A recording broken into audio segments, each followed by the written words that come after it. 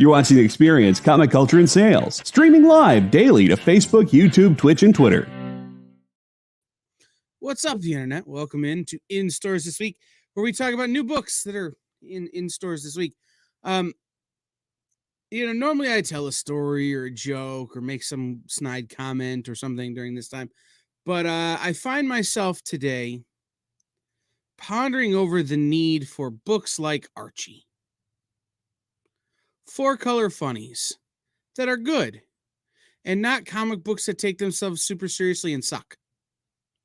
Comic books can take themselves super seriously and be good, don't get me wrong, but you can't take yourself super seriously and suck all at the same time.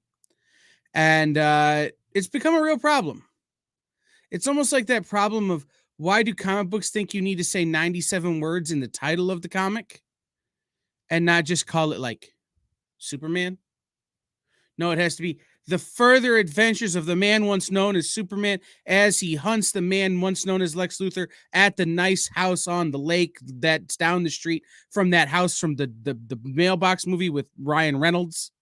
Except that is that even Ryan Reynolds? I think that's that other guy.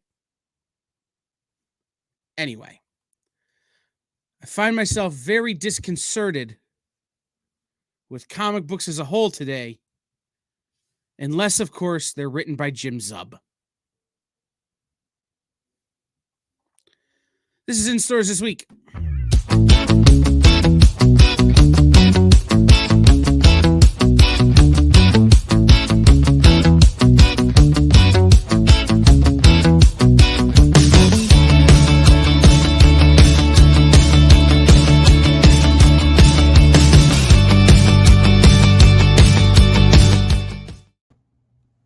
So, Dan, I was trying to watch your glasses while I was doing the cold open so that you had time to do the TikToking that you're doing. Uh-huh. But then I ran out of things to say. No problem. I stalled as long as I could.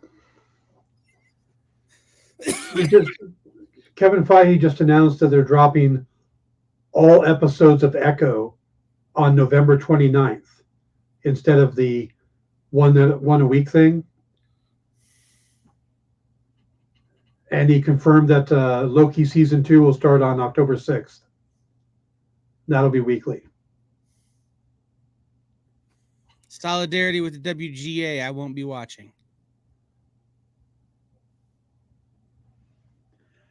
In November? Yeah. A show that was made before the strike? Yeah. Because I won't be caught up on any of the stuff that has come out since the strike started. Like, I'm in the middle of an Abbott Elementary season that's still coming out, but I've stopped watching as support for the writers. You're an odd child sometimes. Yep. So I've decided that I'm going to wait until all that's over and catch up after the writer's strike is over, which means that I'm currently watching Newhart. But not that Newhart, the original Newhart from the 60s. Bob Newhart show. Yes. Where he's not actually playing Bob Newhart. He's playing some other guy named Bob. He doesn't play Bob Newhart in any of his stuff. I understand.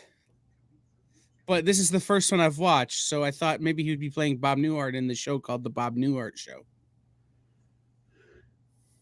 Okay. You'd think, like, in the Jeff Foxworthy show, Jeff Foxworthy was at least called Jeff Foxworthy. But is that a good thing? Well, in the Christopher Titus show, Christopher Titus was at least called Christopher Titus.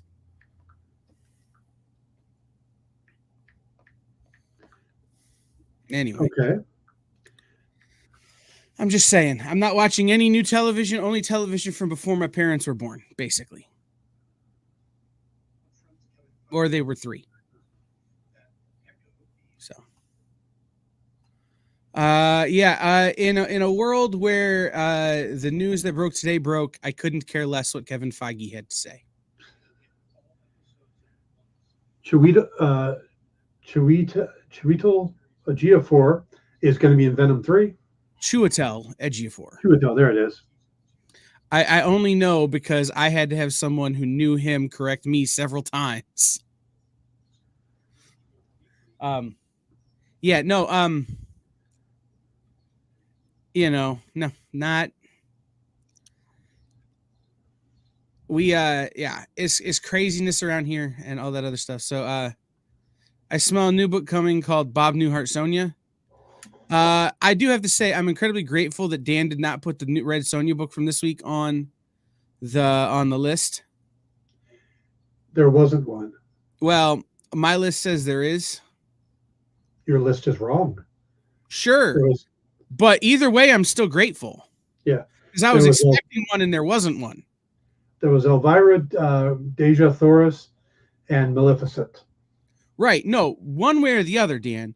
My expectations were thwarted in the best possible way. Okay. If you choose not to put it on next week, what? If you choose not to put it on next week or whenever it comes out, I will also be grateful. I put on what we get. I understand. But, we're all pretty tired of that. Like, we all are pretty tired of fish people.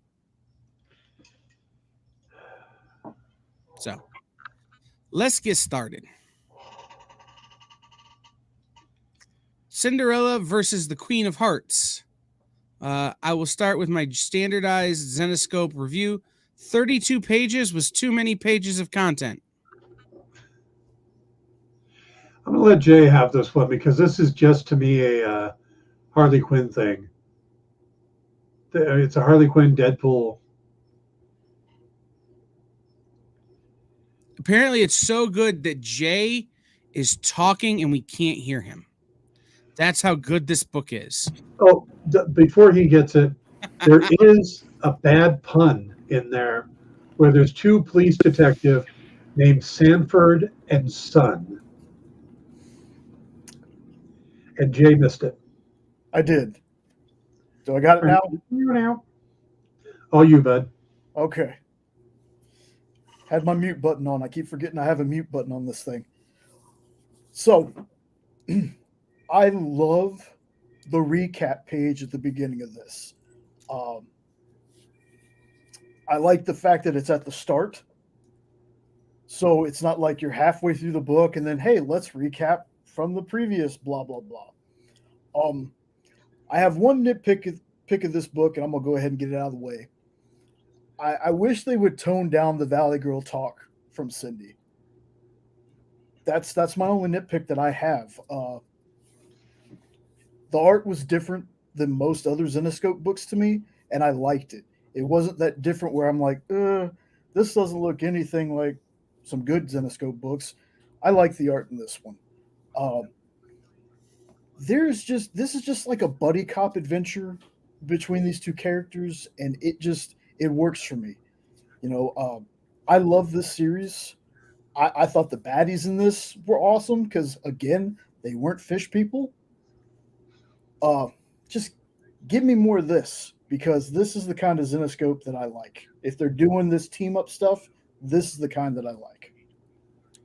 My review on this is, oh my God, a number 2.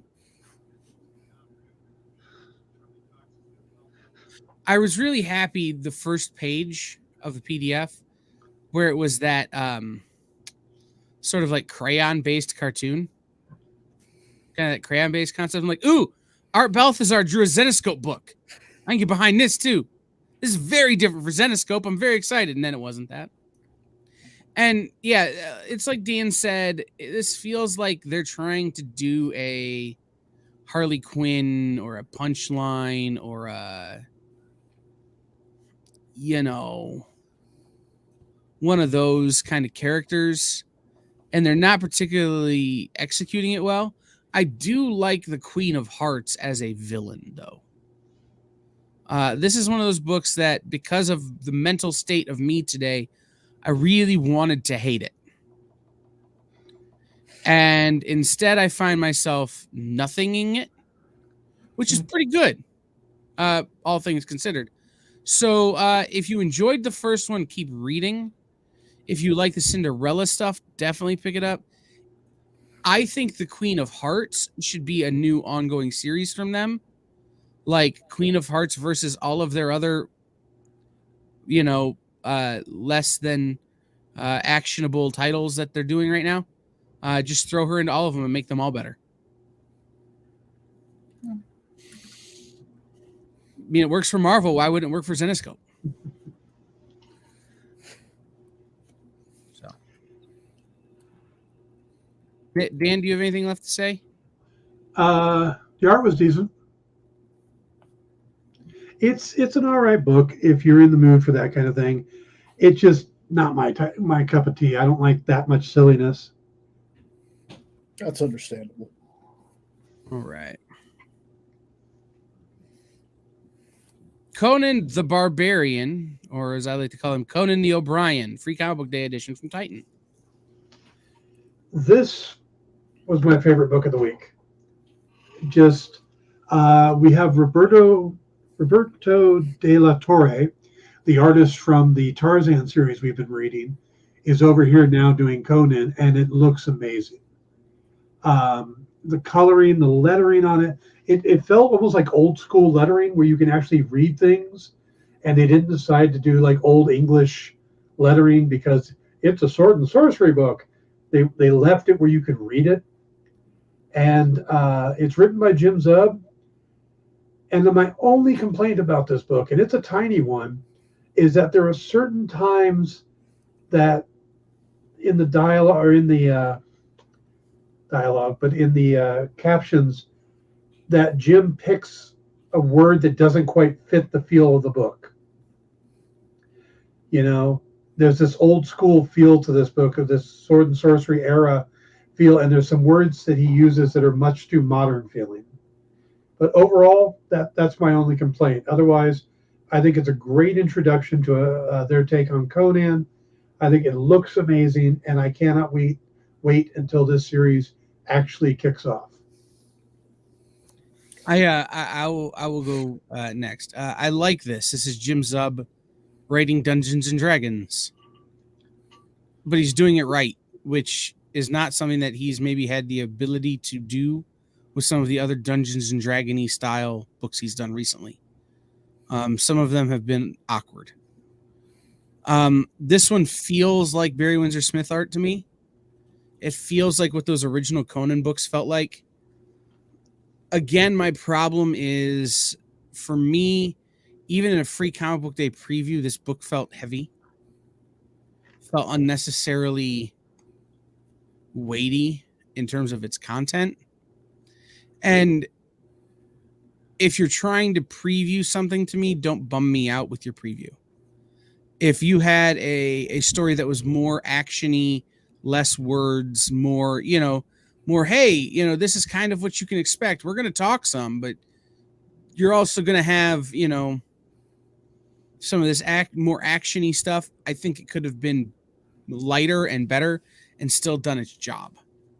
But overall, this, like Dan said, is a series I'm excited to see what it's like when it comes out. Yeah. Like, right off the bat for me, it's the look of this book. We actually picked this up for Free Comic Book Day. This is my first time reading it. Haven't read it yet, but I dig the look of the book.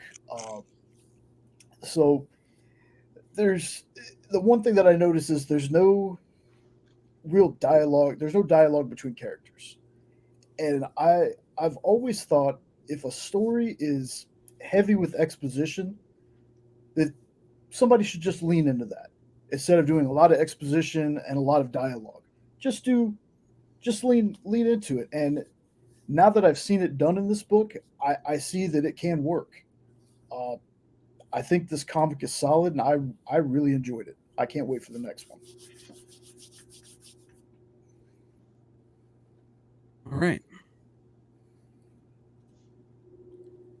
Elvira in Monsterland. It's funny. I sent Nick a picture yesterday of Brody King from House of Black on AEW in a comic book shop holding up the Dynamite Elvira Classics graphic novel, or whatever they called it. Talking about how good the Elvira comics have been, and they have been. I fear, for me, that I'm tired of Elvira as a concept. That I'm beginning to feel about Elvira and Svengoolie and these characters the way Jay feels about fish people.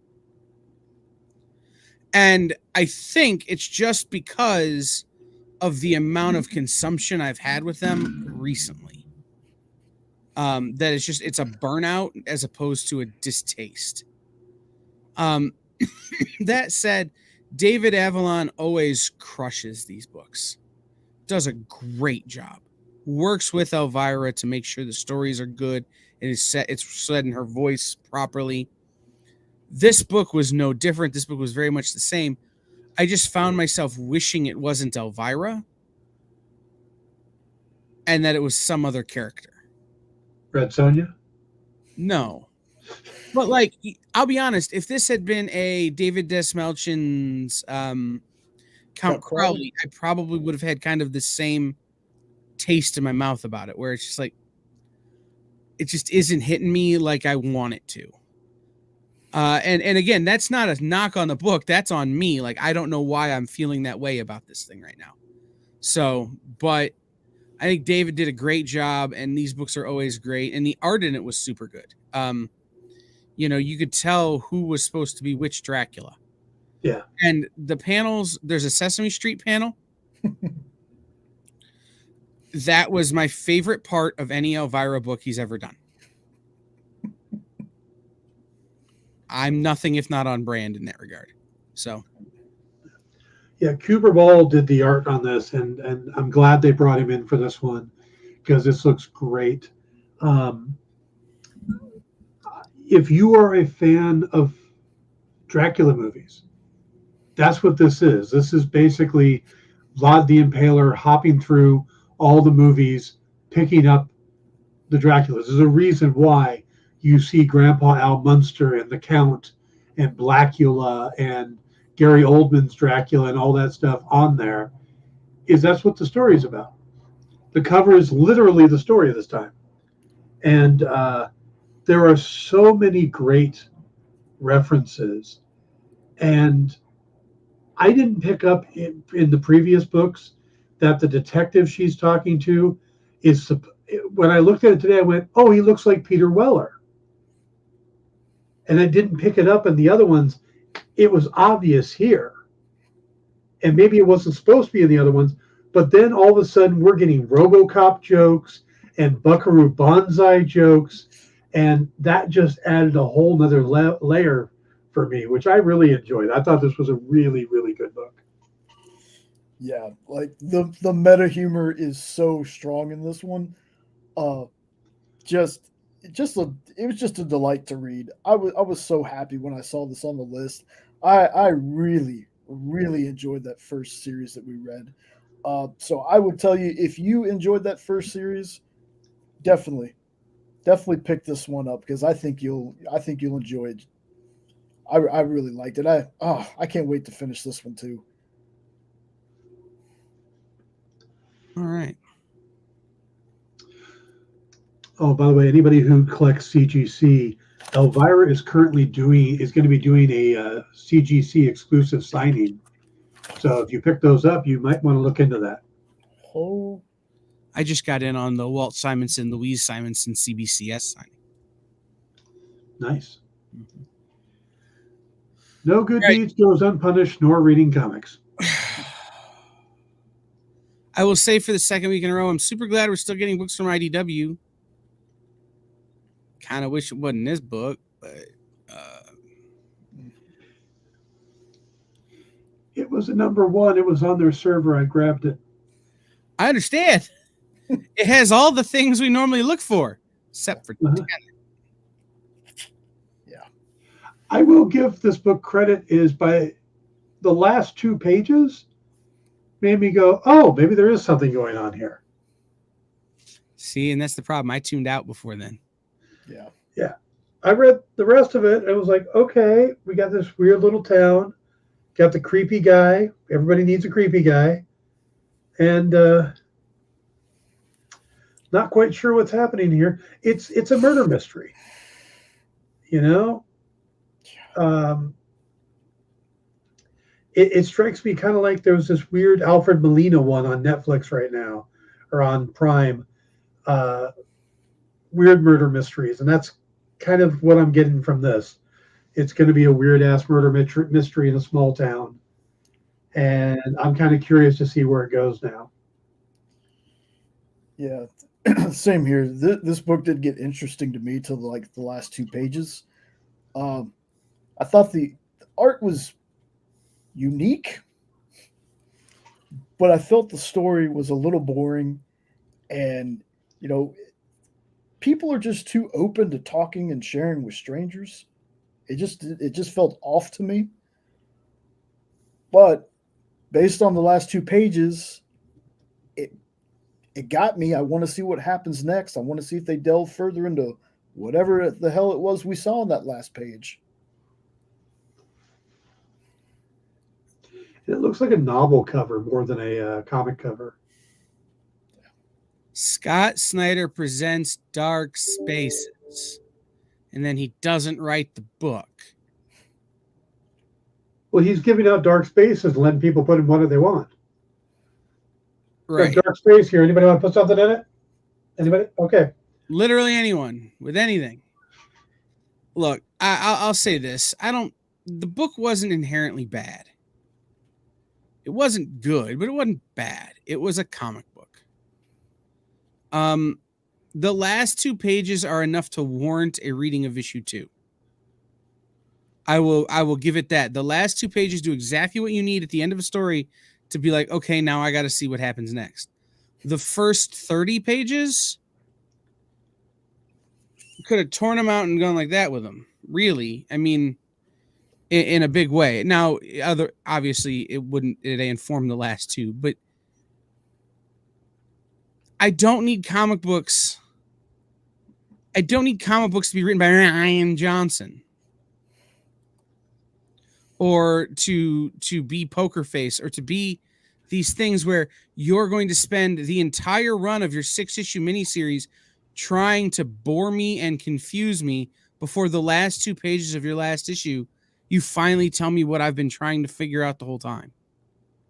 You got to lead me somewhere and make me want to keep going in the direction you're going. And so many of these murder mystery, we had it last week with Great British Bump Off. So many of these mystery stories faff you around rather than leading you in a direction or giving you hints in that direction. And it just doesn't work for me anymore. I don't have enough time in my day to humor you as the writer, adding pages to a story that I don't need. Sounds like someone made their TV pilot into a comic book. JD's right. That's what this was. This is a TV pilot. And you know what it has? That problem that all pilots have where they suck until the last 5 minutes when they realize they're going to become a series and they've got to figure out how to get people to watch the series. Yeah. So give me something early enough in the book that makes me want to read to the end of the book, and then use the end of the book to make me want to read the next book. At least, and I will say this, like that movie, that show Poker Face was an analogy I used, did a really good job of that, right? It gives you something early on in the episode to be like, now I got to see what happens in episode 1. And then you get to the end of episode 1 and you got to see what happens in episode 2. Now, luckily for me, I'm not generally susceptible to that methodology, but it's what you need to do in your comic books.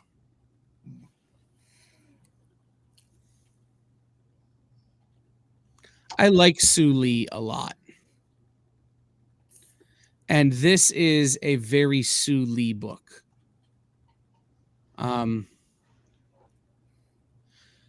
I was hoping that it would be a little more like Scar and a little less like other generic Dynamite. But for Maleficent, that kind of makes sense. My fear is that this book will do well and Dynamite will want to do a Maleficent verse or Maleficent versal. And now we've got 9 different Maleficents in different color costumes that we have to try to figure out like we do with Red Sonja. But otherwise, great first issue, fun story, fine story, kind of sets up who Maleficent is. And if it can't be Angelina Jolie, I'd like it to be this one. See, I thought you'd love this because there were so few words. Why you think I like Sue Lee? Why use many word when few word do trick? This is a nice self-contained first issue. I thought it told an interesting story. I don't know much about the character of Maleficent. I'm not a big Disney animation fan. I know, I remember her from whichever Disney princess movie she was in. I've never seen the Angelina Jolie movies, but thought it was interesting. The little kid was a moron, but other than that, it was a nice self-contained story that I kind of expect to see in like anthologies, somebody doing a tryout anthology or something like that. It was just, it didn't scream Maleficent to me. It just screamed generic witch story. So I think art's good. I'm really curious where they're going to go with this, but I don't know what makes it Maleficent. And maybe you guys can tell me. Like I said, I don't have a lot of experience with the character, and I get sometimes she's a bad guy and sometimes she's an anti-hero or something. Kinda. Well, to me, I got a little bit different of a how I think on this. It's not bad, but it does feel like they're going more towards the live action version Maleficent than the Sleeping Beauty cartoon Maleficent. She feels more evil, a lot more evil in the cartoon. Live action, she's kind of evil, but not really that bad. The cartoon Maleficent probably wouldn't have given the kid the chance like she does in the book. I don't know. She didn't feel very evil, and this issue also doesn't feel like it sets up anything. It really does feel like it's a short story in the back of a collected edition of Disney stories. I was kind of hoping that we were going to get maybe not like Maleficent the movie, because that is kind of set before Sleeping Beauty a little bit, but just something like a story.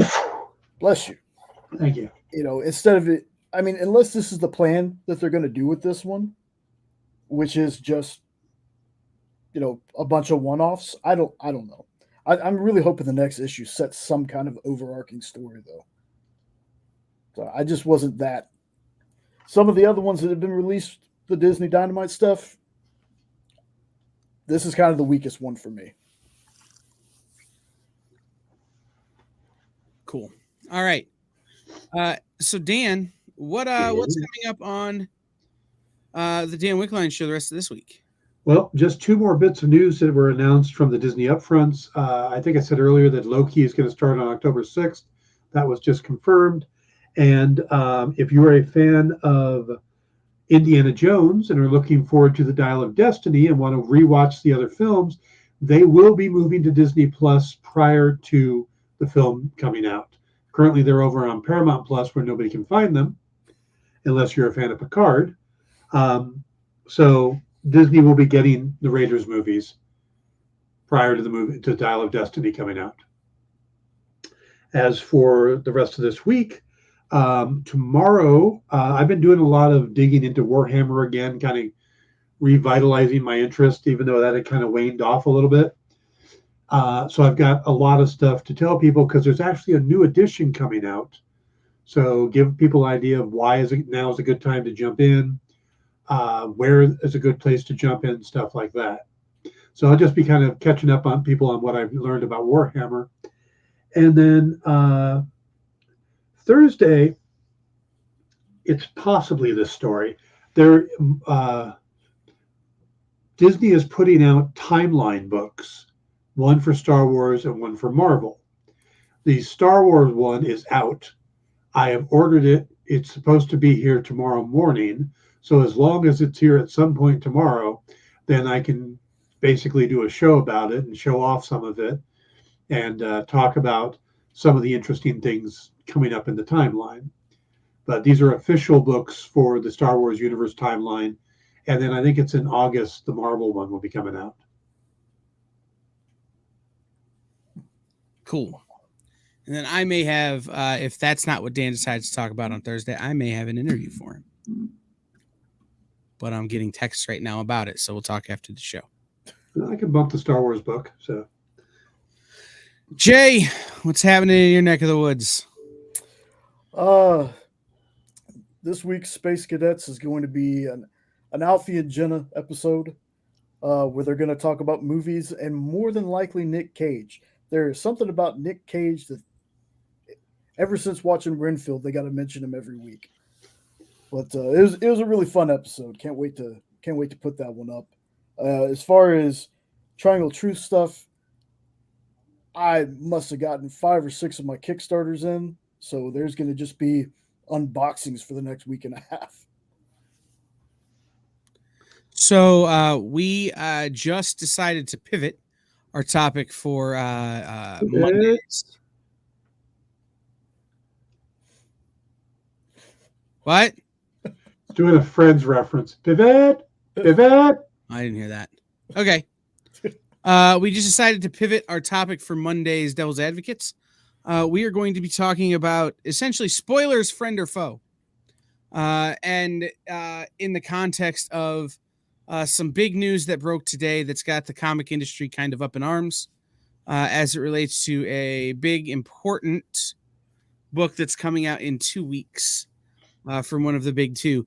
And so we're going to talk about what is everyone's responsibility in this situation and how should that actually work.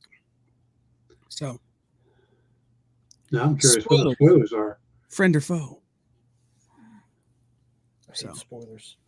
Hate them. Which book? I do too, but they have a place, especially when it comes to if you have to be the middleman between the publisher and the consumer.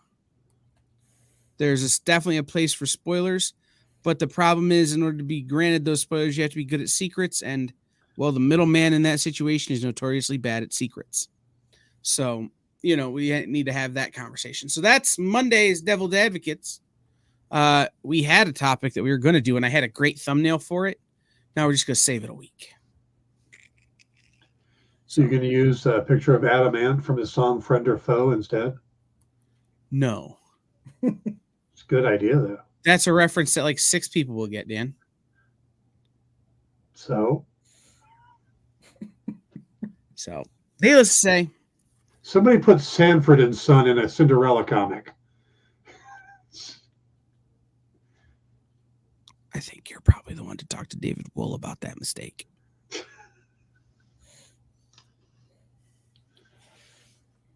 Just saying. All right. Man Goat and the Bunnyman. Yes. Which I still think every time I hear it, I think of what's the band I'm thinking of, Dan? Echo and the Bunnymen. Yes, Echo and the Bunnymen. I was just thinking they should do a crossover with Marvel. Get the character of Echo. Smart.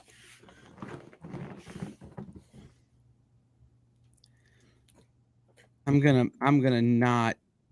no sell that one. I'll be the Dan Mark. I don't care. So what did we think of this? I think they're pretty consistent with this book. The writing, the art, it's always right there. I mean, Joe Bruscia does a good job keeping this consistent. It's a bizarre ass book.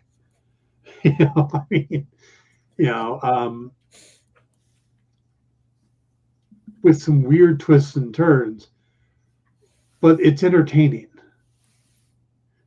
Why the silliness of this book and the silliness of the Elvira book are great for me, and the Cinderella silliness is horrible. I don't know, but I do enjoy this series, and I hope they keep doing them because, like I said, they're just a nice breath of fresh air. I got a theory on that, honestly. So it feels like the humor in this one isn't as forced as it is in Cinderella, and in the Elvira one, it's kind of forced, but you can imagine Cassandra Peterson saying this stuff. Maybe that's why.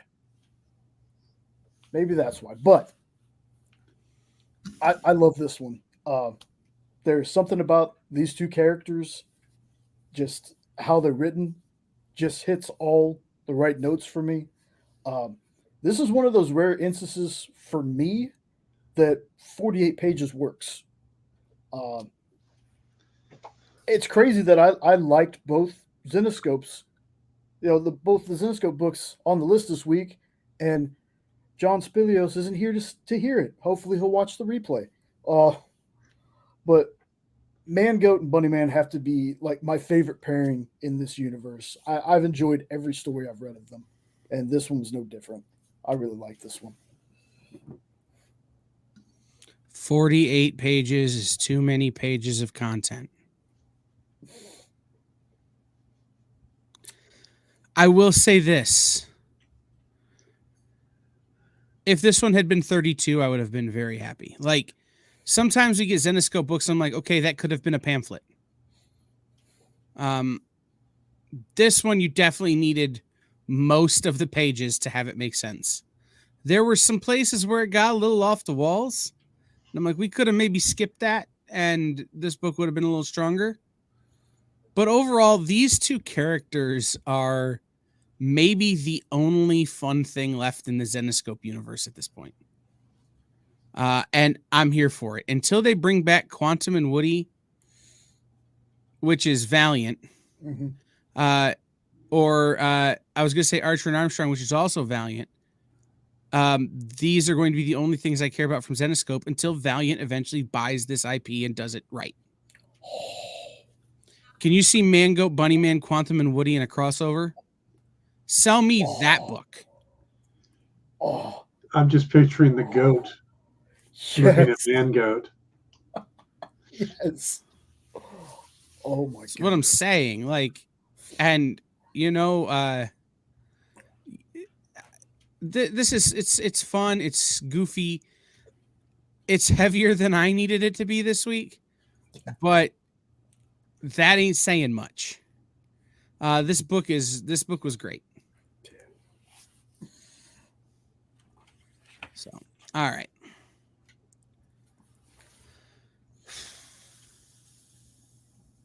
I'm going to be honest. Mosley number 4 was the book I was most excited for. I couldn't read it. I couldn't bring myself to settle my brain down enough to focus on it, to really be able to give it the kind of attention that I want to give this book this far into the series. I worry that had I read it, I would have felt about it like I felt about almost everything this week. And that would have made me very upset. So instead of reading it, I looked at the pretty pictures. And boy, were the pictures pretty. This book continues to have insanely good art. Like this here, give to me as desktop background.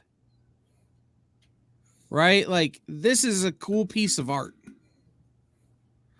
The whole book is like this, especially this book, this issue. So I'm very excited to, in a day or two, when my brain is defunkified, to be able to sit down and really read and enjoy this book to go along with the incredible, incredible art. That was a lot of time to say you didn't read the book. Mm-hmm. Well, we have 20 minutes to fill, Dan. Oh, okay. I'll talk slower then. I like this series, but it's one that has been growing on me. Each issue, I like it more and more. And the first one was like, oh, okay. Second one was like, oh, I'm much better. Okay. And then third, and then now this one, I'm really looking forward to the 5th issue. I think it's a really clever premise. there's still a lot we don't know, but the concept that gets revealed in this one of what the bad guys are up to is pretty cool for a concept. I mean, it's something, especially with all the AI talk right now. There's a great line in there where his wife sees him land or come down from the sky, and she's like, "Did you just land in a ball of thunder or a ball of lightning?" And his response is, "Well, at least somebody saw that." So I mean, it does have that comedic moment, but it's a very intense story. And yeah, this is just a really, really good book. I mean, it's solid all the way around. There is no weak point in this book. Maybe marketing would be the weak point because more people should be reading this. Yeah, absolutely. I thought this was a great issue. To me, some of the best villains don't believe they're villains. They believe the thing that they're doing is righteous and right. And Adam is no exception to me. There's parts of his speech that he's given Ruby where just for a tiny second, it's almost a Magneto was right kind of situation with me. But I thoroughly enjoyed this one. I think Marvin is a great protagonist. I dig the story, the action, the art. I even enjoy the flashback stories that are done in the ends of the issues, and I think that's a great place to put them too. Instead of them being in the beginning of the story or the middle of the story, they're at the very, very end.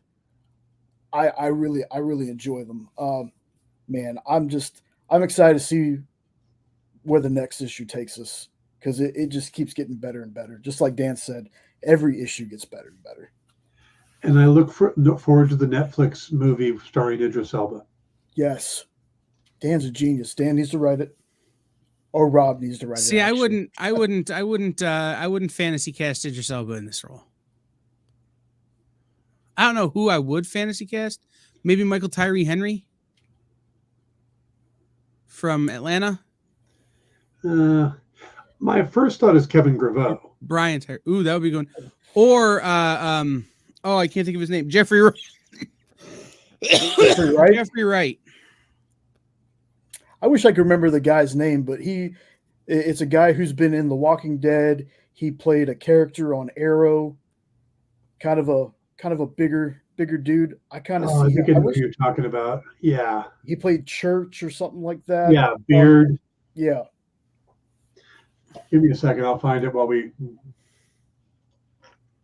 Anyway, if we're gonna fantasy cast this book, that's who I would fantasy cast. Oh. Hey, look, it's legally not Red Sonja.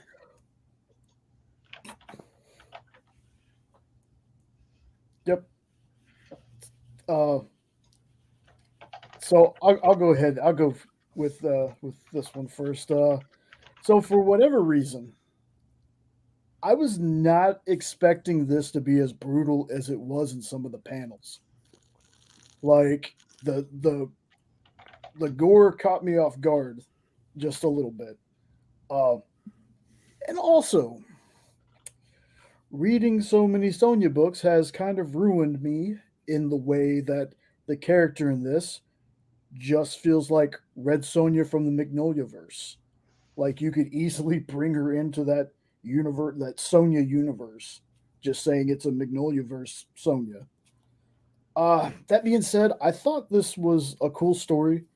The art kind of grew on me as I read. Like I wasn't real into it when I started reading. But it grew on me as the story progressed. I think this is going to be a good one. I also enjoyed there's a page after the to be continued panel, and the best way I can put it is it felt very Animal House-esque in the description of what was going on. But yeah, I enjoyed this one. It was kind of strange, but I enjoyed it. Before I jump into this, Chad Coleman is who you're thinking of. There we go. and I think he'd be great, but also Cress Williams. Oh, Black Lightning. Yeah. Okay. Yeah. Mm-hmm. All right. So my thoughts on this book. First thing, I spent a lot of time trying to figure out is if this is the teacher from the Crow one, the one with all the crows. I don't think so. Looked the same to me, but this is weird. This for me, this might be the first one I went, okay, Mike, you need to tone back a little. You're stretching a little far here. I don't get the purpose of this story. It was somewhat interesting. The twist is kind of cool, but I don't understand where she got the axe from and why they don't just take it away from her. Doesn't Legally Not Red Sonja just come with an axe like in the starter kit? Magic. So, yeah, I think if you're a Mignola fan, this is going to fall in line. You'll pick it up. You'll enjoy it. If you're just looking for a new book and you don't follow everything Mike Mignola does, this may not be the one to buy. Yeah, for sure. I will say if you're a certain age and you see someone called Miss Truesdale, you immediately think of Ashley Tisdale. And the fact that she doesn't look like Ashley Tisdale is a whole big hurdle that some people have to get over. Some people meaning him. Yeah. Then you look at the character and you're like, oh, it's Red Sonja. It's not Red Sonja. Should be Red Sonja. It's not Red Sonja. It's exactly as brutal as I expect Mike Mignola and Jesse Lonergan to get. That said, they maybe could have spread out the trauma a little bit.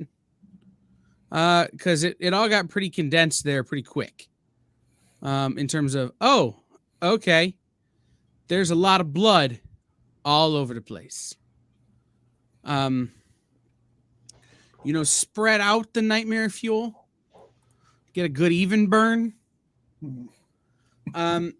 Yeah, it's like Dan said, if you're into Mignola, you're into Hellboy, you're into this kind of stuff, it's a fine addition.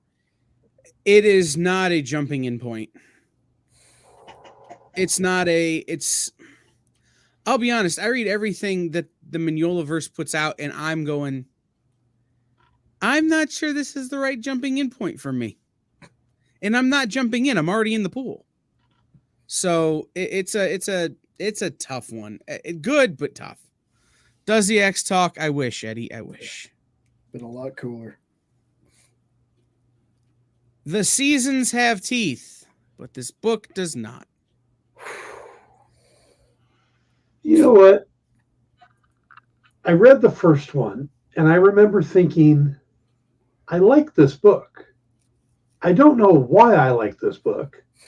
There's nothing really there, but I like it. It was interesting. It was just kind of this bizarre, off-the-wall kind of story. And I had no idea. I'm like, but this can't. I mean, maybe episode 2 will tell it, or issue 2 will. No, it's the same thing.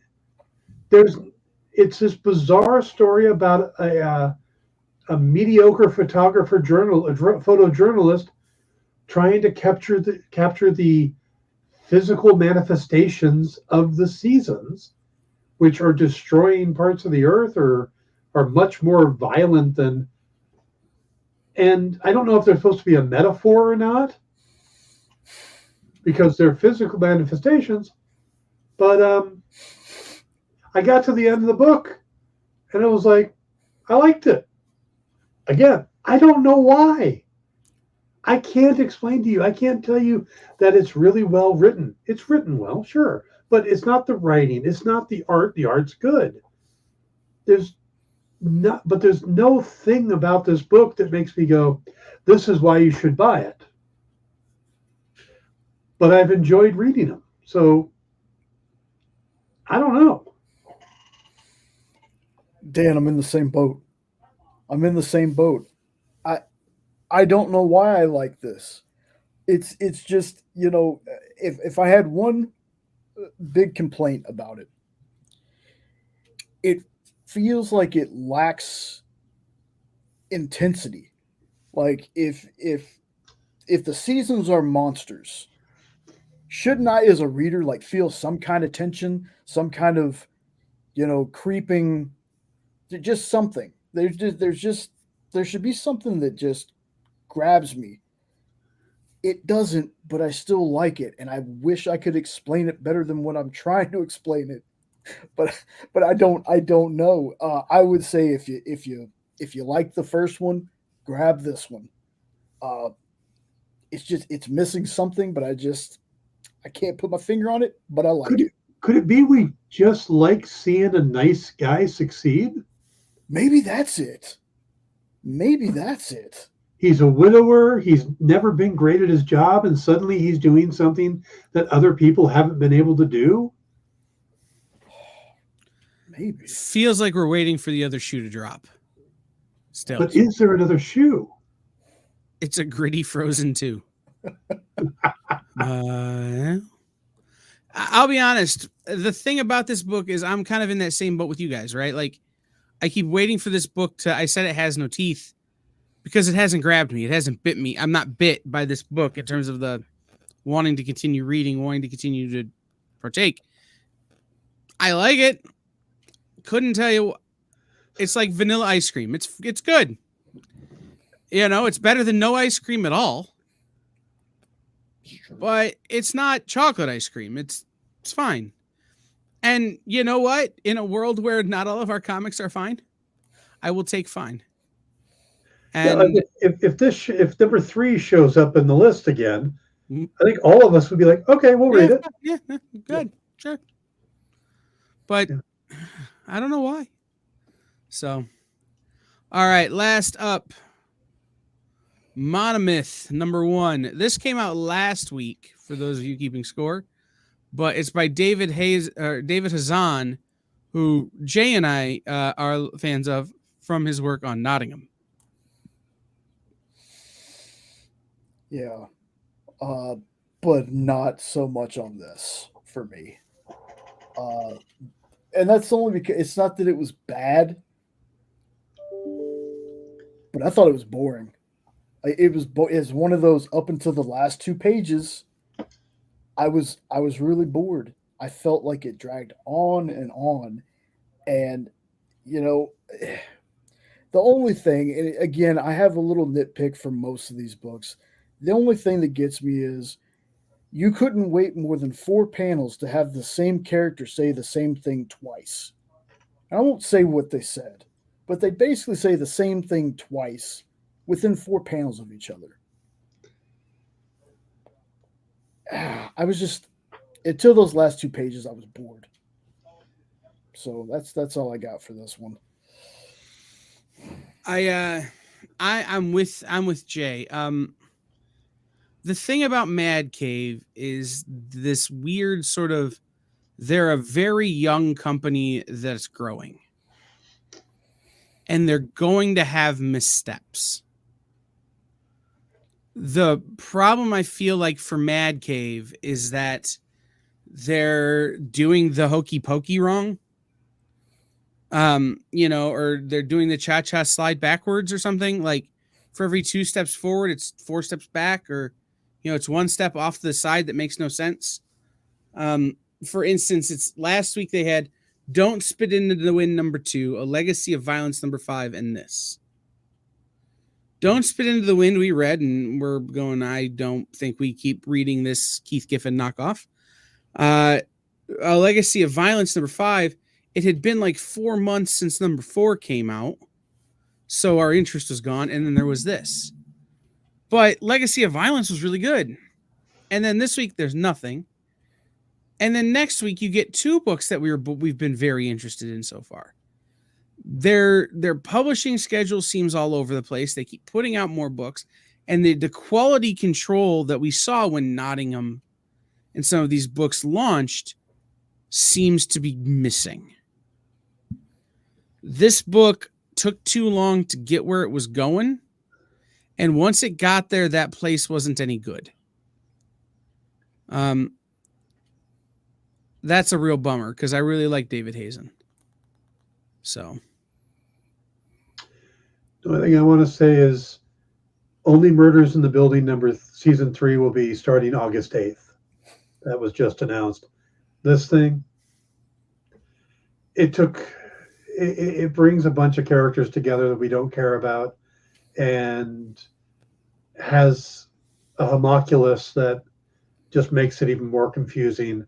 There's no hook. There's nothing to get me to care about even pronouncing the title properly, let alone looking for a second issue. it's true. So,